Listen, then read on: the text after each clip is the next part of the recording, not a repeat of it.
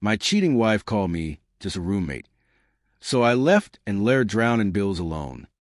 I never expected to hear my own wife talk about me like that. Not in a million years. But there I was, sitting at a crowded restaurant, nursing my beer, when I caught the words that would change everything. Oh, please. He's just my roommate at this point. At first, I thought I misheard. Maybe she was talking about someone else.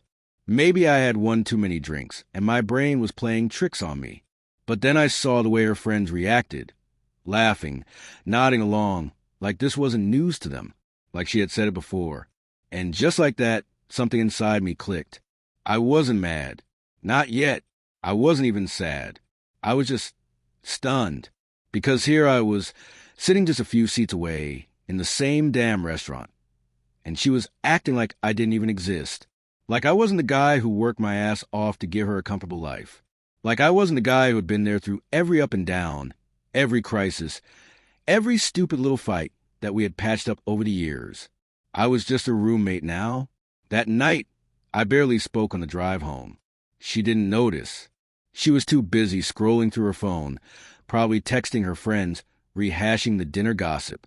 But my mind was racing. Had I been blind this whole time? When had we stopped being husband and wife and started being whatever the hell we were now? Looking back, the signs had been there. The way she barely acknowledged me when I walked through the door.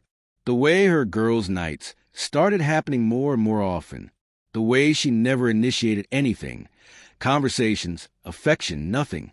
And, of course, the phone, always in her hand, always guarded like a damn national secret. I wasn't stupid. I just hadn't wanted to see it. But now I had no choice. I didn't bring it up that night. I wanted to. Oh, I wanted to. But something told me to wait. So instead, I did something I never thought I'd do. I hired a private investigator. I didn't want to be that guy, the paranoid husband snooping around. But my gut was screaming at me that something wasn't right, and I wasn't about to be played like a fool. It didn't take long. 3 days later, I had my answer. And let me tell you, nothing prepares you for seeing photos of your wife sneaking around with some other guy, some suit and tie asshole, business type, flashy watch, the kind of guy who probably called women sweetheart in the most condescending way possible. I stared at the pictures for what felt like hours. Her getting into his car, her in a hotel lobby, her in a dress I had never seen before. Everything inside me went cold. Now, this is the part where most guys would lose it. Storm in, throw accusations, demand answers, maybe even take a swing at the guy. But not me. See, I realized something as I sat there, staring at those pictures. She wasn't just cheating on me. She was using me. Because let's be honest, if she actually cared about this guy, she would have left me already. But she didn't. Because she wasn't ready to give up the nice apartment, the steady income, the convenience of having me around while she played her little game. She wasn't going to leave. So I decided I would, but not before making sure she felt it. I didn't say a word to her about what I knew. Instead, I started making changes. Small at first, subtle. I stopped initiating conversations. I stopped doing little favors. No more picking up groceries. No more fixing things around the apartment. I started canceling things. Our shared streaming accounts? Gone. Her Spotify premium? Canceled. The Amazon Prime she used for all her shopping sprees? Sayonara. She barely noticed. She was too wrapped up in whatever fantasy world she was living in. But then I took a step further. We had always split the bills in a way that was very convenient for her. I handled rent, utilities, and most of the major expenses. She paid for groceries and the occasional date night, which, by the way, had become non-existent lately. So I made a few adjustments. First, I switched our lease into her name. She had no idea. A few conversations with the landlord, some legal magic, and suddenly the apartment was her responsibility. Then I rerouted my direct deposit. No more joint accounts. My paychecks went straight into a new private account. And finally, I stopped paying rent. That last one? Oh, that was the masterpiece. It took exactly 1 month. 1 month before she realized shit was about to hit the fan. It happened on a Tuesday. I remember because I was sitting at my desk at work when I got the first text. Her, hey, did you forget to pay the rent? I didn't answer. 3 hours later. Her, babe, I just got a notice from the leasing office. Did you cancel auto pay or something? I smiled at my phone. Her, call me. Yeah, no, not happening. By the end of the week, she was spiraling. The bills were stacking up, and for the first time in years, she had to actually deal with it. And that's when she finally confronted me. She stormed into our apartment. Well, her apartment now, eyes blazing. What the hell is going on? I looked up from my beer. What do you mean? The rent, the bills, everything's late. Why aren't you paying? I took a slow sip. Oh, that. Yeah, I moved out. She blinked. What? Moved out. Took my name off the lease. Thought I'd give you some space, you know? Since I'm just your roommate and all. Silence. Then, you're kidding. I wasn't. She started stammering. I didn't mean it like that. It was just a joke. I cut her off. Yeah, I know. Just like how staying in a hotel with some douchebag in a suit was a joke, too, right? Dead silence. I watched as the realization hit her. She knew.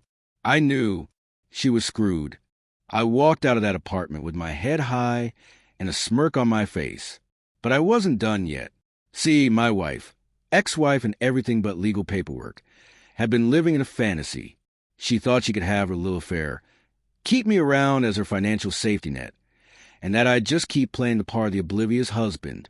She was about to learn a very painful lesson, because if she thought losing me was bad, she hadn't even begun to feel the consequences yet. The first sign of panic came about a week after I left. I was sitting in my new place, a small, clean one-bedroom rental that I had secured before I even told her I was leaving, when my phone buzzed. Her, I don't know why you're ignoring me, but we need to talk. I ignored it. An hour later. Her, rent is due tomorrow. I need you to send your half. I nearly choked on my drink laughing. My half? This woman really thought I was still paying her rent? 2 days later. The text became more frantic. Her, are you seriously not paying? Her, I don't have enough to cover everything this month. You can't just leave me hanging like this. Her, pick up your damn phone. Oh, but I could. And I did. She had spent months treating me like a background character in my own marriage, barely acknowledging me, making plans that didn't include me sneaking around behind my back. And now, she was suddenly realizing how much she had depended on me. Reality was a bitch, and she was getting a front row seat. About a week later, I got some bonus news from a mutual acquaintance.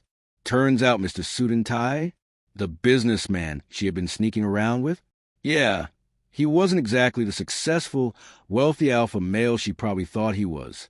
He was married, with kids, and from what I heard when my wife, ex-wife, whatever, came crying to him about needing help with rent, he shut that shit down real fast. Apparently, he wasn't looking for a long-term thing. He was just looking for a cheap thrill, and now that her husband, me, wasn't around to fund her lifestyle, she wasn't so appealing anymore. Poetic justice at its finest.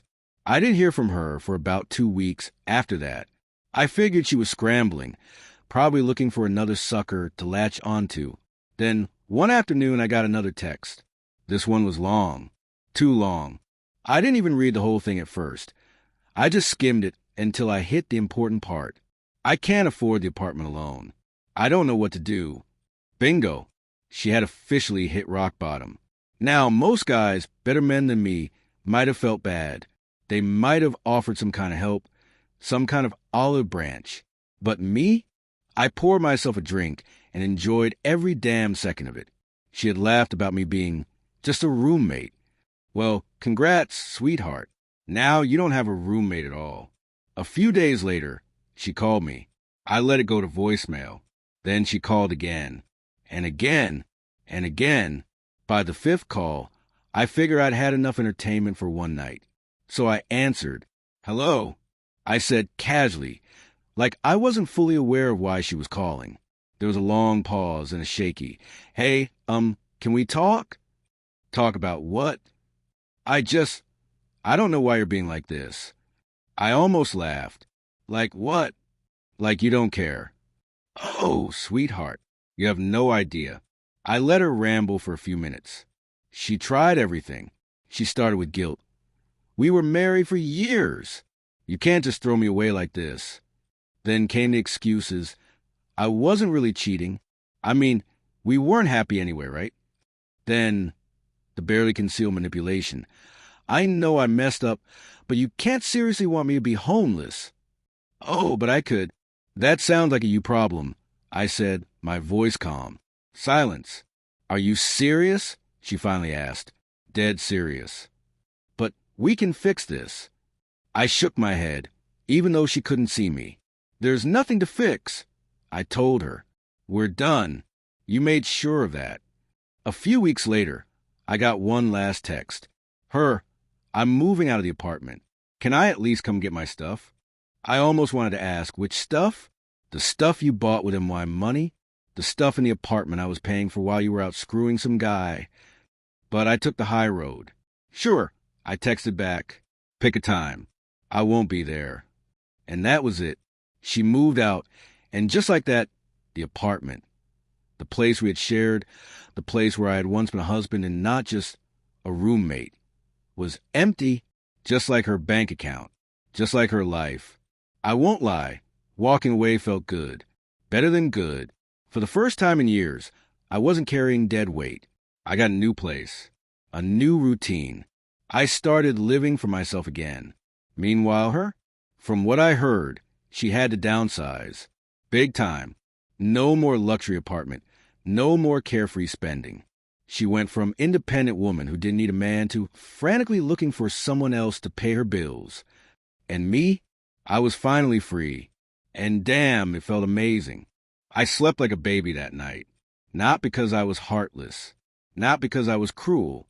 But because for the first time in years, I wasn't being played for a fool. My ex, because let's be real, that's what she was now, was spiraling, scrambling to fix a situation she created. And the best part? There was nothing she could do to stop it. A few days after she moved out of the apartment, I got another message. Hey, can we just meet? Just one last time. No fighting, I promise. I wasn't stupid. I knew exactly what this was. She wasn't reaching out because she wanted closure. She wasn't reaching out because she regretted hurting me. She was reaching out because she needed something. Probably money. Probably a safety net. And I wasn't about to be that guy again. I agreed to meet her. Not because I was actually considering taking her back. Hell no. But because I wanted to see. I wanted to look her in the eyes and watch her try to explain away months of betrayal. I wanted to see just how far she'd go to try and weasel her way out of this mess. So I picked a neutral spot, a quiet coffee shop, midday, nothing too dramatic. When I walked in, she was already there. She looked different. Now, I've changed. I'm a better person way. No, more like I haven't slept properly in weeks, and my life is collapsing around me way. I took a seat across from her, casually, like I wasn't the guy who had just detonated her entire House of Cards lifestyle. So, I said, sipping my coffee, what did you want to talk about? She let out this big sigh, like she was a victim in all of this. Look, she started, I just feel like this got really out of hand. I mean, do you really think we should just throw everything away like this? I nearly laughed in her face. Throw everything away? I repeated, oh no, sweetheart. You threw it away the moment you decided some douchebag in a suit was more exciting than your own husband. She flinched. Good. It wasn't like that, she muttered. I don't know, I felt lost. You and we weren't the same anymore. Then why didn't you leave? I asked, cutting right through her bullshit. She opened her mouth, but nothing came out, because we both knew the answer. She didn't leave because she didn't want to leave. She wanted both the comfort and security of our life together and the cheap thrill of sneaking around. She didn't think I'd ever find out. And even if I did, she figured I'd stick around anyway. She was wrong. I just miss you, she finally said. I miss us. I leaned back in my chair, watching her carefully. I wasn't falling for this. This wasn't remorse. This wasn't regret. This was self-preservation. She wasn't missing me. She was missing what I provided, the stability, the financial security, the backup plan she no longer had. And that's when I decided to end this conversation once and for all.